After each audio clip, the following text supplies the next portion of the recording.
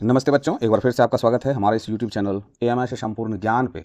और आज हम आपके लिए एक बहुत ही प्यारा सा ट्रांसलेशन लेके आए हैं। इसमें जो सेंटेंसेस हैं वो बड़ा ही टफ लेवल के सेंटेंसेस हैं और बड़ा ही मज़ेदार सेंटेंसेस बनेंगे।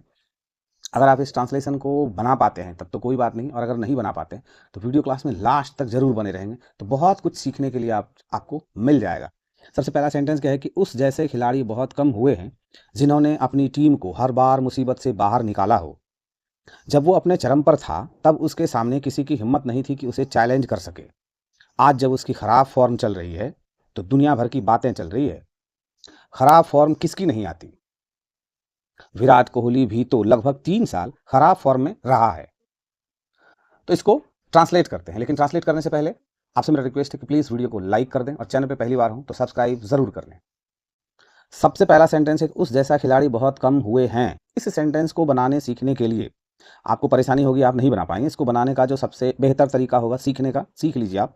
हम कहते हैं कि बहुत कम हैं, इस हुए को भूल जाइए आप, अभी नहीं है, क्या है, बहुत कम है। सिर्फ इतना सा का आपको ट्रांसलेशन करना है। तो आप क्या करेंगे, वाई सबसे पहले वेरी लिख देंगे और कम के लिए फिर से आप फ्यू लिख देंगे और है तो मतलब आर लिख देंगे।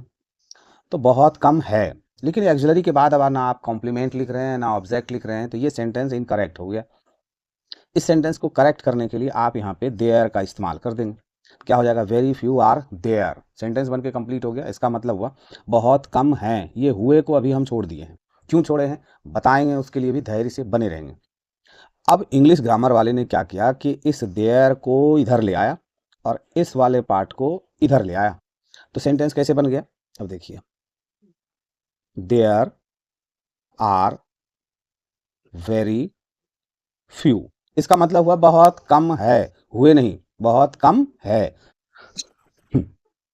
अब क्या कम है, खिलाड़ी कम है, तो आप क्या करेंगे, यहाँ पे प्लेयर्स लगा देंगे। तो क्या हो गया अब इसका मतलब कि बहुत कम खिलाड़ी हैं। There are very few players, मतलब बहुत कम खिलाड़ी हैं, इतना सा बन गया। अब कर रहे उस जैसे, उस जैसे मतलब लाइक हिम, मतलब किसी एक के बारे में बात हो रही है अभी तक। लेकिन अब इस सेंटेंस में कह रहा है कि हुए हैं, मतलब एक से ज्यादा के बारे में बात हो गई। और कब से हुए हैं, जब तक हैं बोलने का मतलब है तो प्रेजेंट में अभी की बारे में बात हो रही है। लेकिन जैसे हुए हैं कर देंगे तो इसका मतलब है कि जब से इस जगत में खेल आया है तब से लेके अब तक में की बात हो रही है। तो अब इसके लिए आप इस आर के जगह पे क्या लगा देंगे, हैव और बीन लगा देंगे और इस आर को खत्म कर देंगे। तो क्या हो जाएगा, there have been very few players like him, मतलब उस जैसे खिलाड़ी बहुत कम हुए हैं।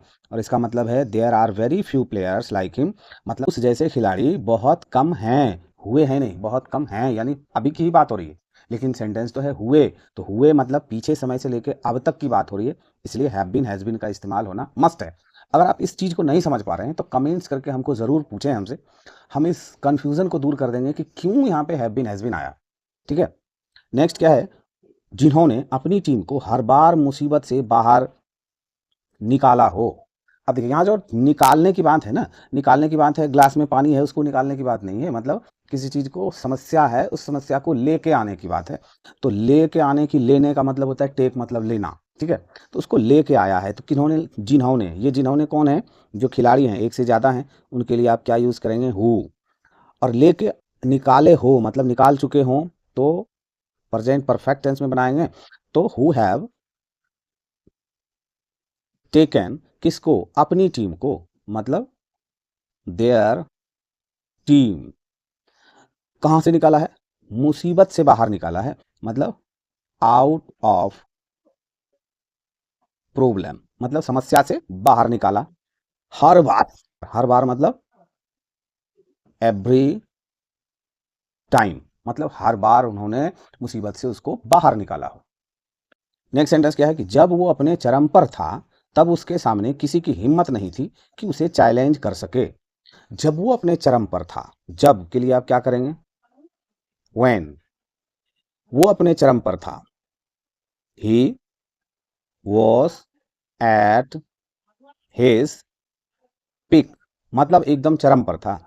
या फिर आप इस जगह वॉज इन हिज प्राइम, ये भी कह सकते हैं। इसका भी मतलब वही होता है, प्राइम का मतलब चरमोत्कर्ष, या पीक का मतलब भी चरमोत्कर्ष होता है, मतलब सबसे टॉप। पर वो जब था, ठीक है, तब उसके सामने किसी की हिम्मत नहीं थी कि उसे चैलेंज कर सके। इस तब के लिए आप देन का इस्तेमाल नहीं करेंगे, क्योंकि जब ये व्हेन से क्लॉज स्टार्ट हो गया तो आप तब के लिए देन नहीं लगाएंगे, बस एक कोमा लगाएंगे, हो गया फाइनल। उसके सामने किसी की हिम्मत नहीं थी, कैसे हो जाएगा देखिए, नो वन कुड डेयर, मतलब कोई हिम्मत नहीं कर सकता था, इसका मतलब हो गया क्या चीज का, टू चैलेंज हिम, मतलब उसको चैलेंज कर सके। इस सेंटेंस का पूरा मतलब हो गया उसके सामने किसी की हिम्मत नहीं थी कि उसे चैलेंज कर सके, no one could dare to challenge him. या फिर इसका दूसरा ट्रांसलेशन आप ऐसे भी बना सकते हैं कि नो वन, ये नो वन का मतलब हो गया कोई नहीं, कोई नहीं, किसी की हिम्मत ने, कोई नहीं, ये इसका मतलब हुआ नो वन का मतलब। नो वन हैड, मतलब किसी के पास नहीं था, क्या चीज नहीं था, द करेज, मतलब साहस, क्या चीज, टू चैलेंज हिम, इस जगह इसी को लगा देना है। तो no one had the courage to challenge him, मतलब किसी के पास हिम्मत नहीं थी। डेयर का भी मतलब वही हिम्मत और साहस होता है। इसको कुड के साथ बनाए, इसको हैड के साथ बनाए, दोनों तरीके से आप इसको बना सकते हैं, बोल सकते हैं, कोई दिक्कत नहीं है। नेक्स्ट सेंटेंस क्या है, आज जब उसकी खराब फॉर्म चल रही है तो दुनिया भर की बातें चल रही है। आज, आज के लिए क्या करेंगे, टुडे, मतलब आज हो गया, कोमा लगा देंगे, जब मतलब व्हेन, उसकी खराब फॉर्म चल रही है, मतलब अभी की बात है, when he is going through bad form, क्या हो गया, today when he is going through bad form, तो दुनिया भर की बातें चल रही है।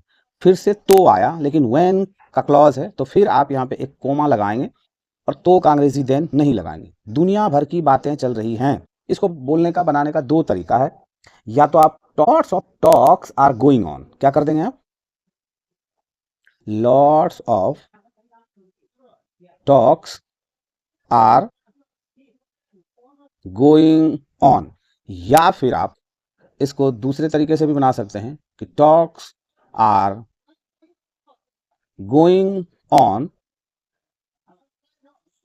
अराउंड द वर्ल्ड, मतलब पूरे संसार में ये बातें चल रही है। ये हो गया। नेक्स्ट, अब लास्ट वन क्या है, नहीं उसके पहले एक और है, खराब फॉर्म किसकी नहीं आती, खराब फॉर्म किसकी नहीं आती, देखिए किसकी नहीं आती, मतलब who does not have bad form, या फिर इस हैव के जगह पे आप फेस भी लगा सकते हैं। मतलब क्या हो गया, हु डज नॉट हैव, मतलब किसके पास नहीं होती है बैड फॉर्म, मतलब खराब फॉर्म, या फिर हु डज नॉट फेस, मतलब कौन सामना नहीं करता है खराब फॉर्म, मतलब सेंस सही हो गया। अब क्या है, विराट कोहली भी तो लगभग 3 साल खराब फॉर्म में रहा।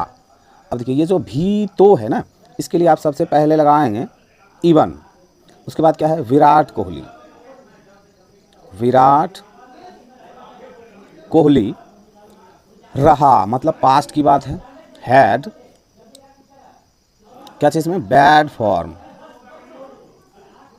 बैड फॉर्म में रहा, कब तक रहा, फॉर ऑलमोस्ट, ऑलमोस्ट 3 ईयर्स, 3 वर्षों तक, विराट कोहली लगभग 3 वर्षों तक खराब फॉर्म में रहा। इवन का मतलब हुआ भी तक, या तक का सेंस आता है इवन का मतलब, तो Virat Kohli had bad form, मतलब विराट कोहली का फॉर्म खराब था, रहा मतलब था पास्ट में, फॉर ऑलमोस्ट लगभग 3 ईयर्स, मतलब 3 साल। इस तरह से ये ट्रांसलेशन का जो वीडियो था यहाँ पे दी एंड होता है। मुझे उम्मीद है कि आज अगर आप इस ट्रांसलेशन के वीडियो को देखते हुए लास्ट तक आए हों तो बहुत कुछ सीखने के लिए आपको मिला होगा। वीडियो क्लास अच्छा लगा हो तो लाइक ज़रूर करेंगे, चैनल पे पहली बार हो तो सब्सक्राइब करना नहीं भूलें, कमेंट्स करके अपने विचारों को ज़रूर व्यक्त करें। मिलते हैं हम नेक्स्ट क्लास में।